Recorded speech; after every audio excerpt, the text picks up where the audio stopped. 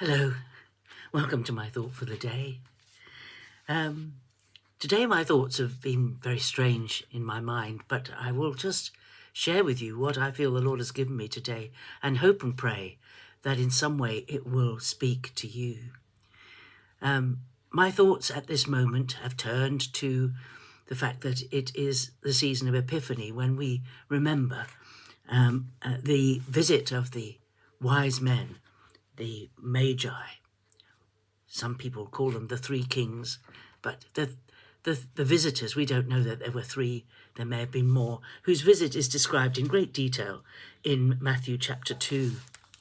I'm sure you know the story very well. I'm not going to read the whole story, but it was one phrase out of it that really my mind was hinged on this morning, was pinned on this morning, let's say that. It's in verse 2. They came from the east. They had travelled the best part of 2 years. We know that because they'd come a long way from far distant lands, following the star that had appeared. And when they told Herod, when the star had appeared, in answer to his question of when had the star appeared, they went to look for the child. And in response to that knowledge of when the star had first appeared, that Herod killed all the baby boys in Bethlehem that were 2 years old and under. So it's almost, well, it is certain that they did not come to the stable where the manger was. Now we have our nativity sets and we bring the three kings into the stable. But by the time they came, it says quite clearly that they went into the house to see the child.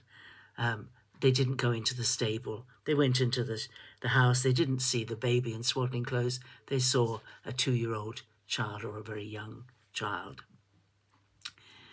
It seems that Mary and Joseph had stayed in Bethlehem during the early days of Jesus' life, because back in those days it was not a good idea to travel great distances with a very young child and a woman who had just given birth. So they stayed in Bethlehem, and I'm sure that Joseph worked to help keep them with his carpentry skills. And so they came. So it was about 2 years, or just under 2 years. But the phrase that I was thinking about this morning is the phrase that says in verse 2, they came to Jerusalem saying, "Where is he who has been born King of the Jews? For we've seen his star in the east and have come to worship him."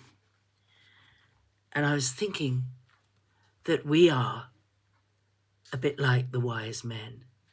You know, the wise men, when they were looking for the star, they were looking for the truth, they were looking for the king. They knew that a star would appear to show them where he was and that he'd come, and they followed the star. This is a great mystery to me, because to me the stars don't ever seem to be right over any particular place. When you look at the stars, this was a miraculous sign in the skies for these men to follow. And they followed the star. And they kept going and kept going.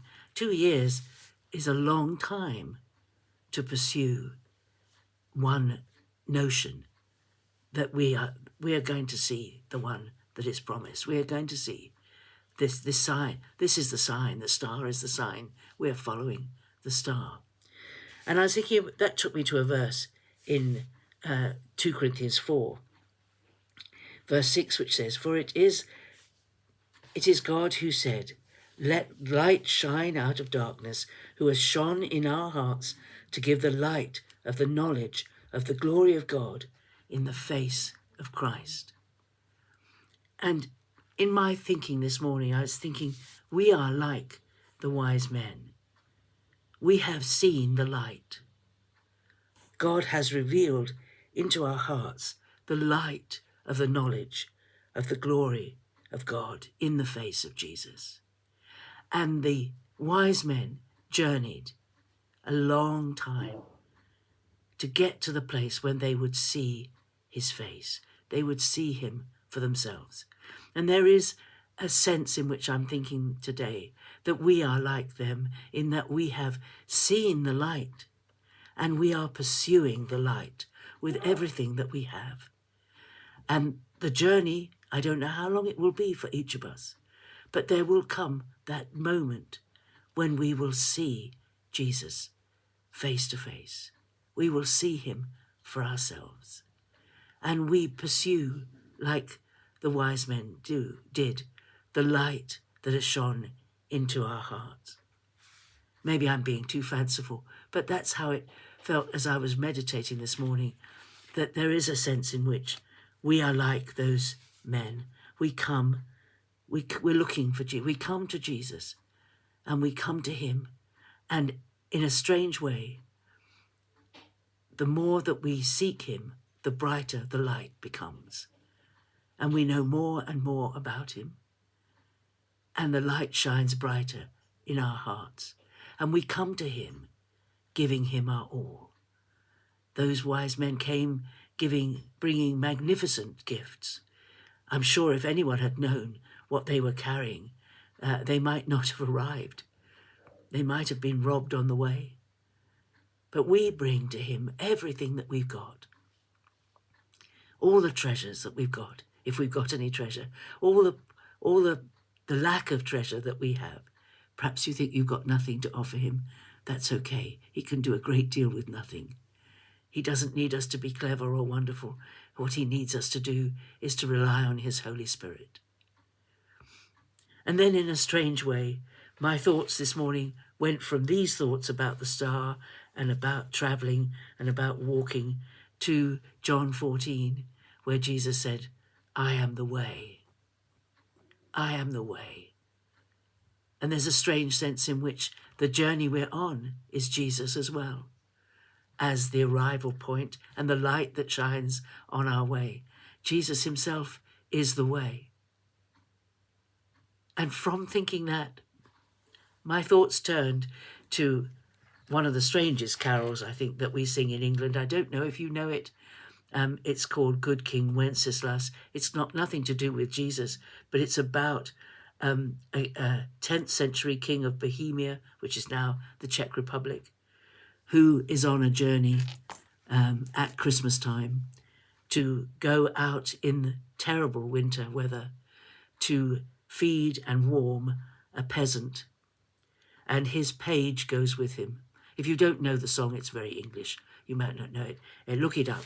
Good King Wenceslas looked out on the feast of Stephen, when the snow lay round about, deep and crisp and even. And it's all about how he goes out and his page is carrying the wood and the food to go to this peasant, this poor man who has nothing, who is very cold. And during their journey, the page, the page is the servant to the king.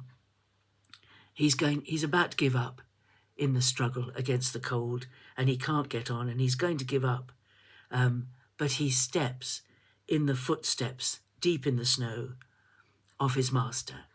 And there's a phrase in this song that says, in his master's steps he trod. In his master's steps he trod. This is the servant following the king, going and being, showing love to his neighbour. And that phrase spoke to me this morning. In his master's steps he trod. And in a sense, that's what we are doing as we're in this pilgrimage, going, following the light, following the way. But actually, we're stepping in the footsteps of the Lord and Master Jesus as we follow him through this world. So my rambling thoughts this morning, I've shared them all with you. I hope you're blessed in some of the thoughts I've had, that in lots and lots of different ways we are following Jesus. But the aim of our pilgrimage is to see him more clearly, to love him more dearly, to follow him more nearly, day by day. See you tomorrow. Bye-bye.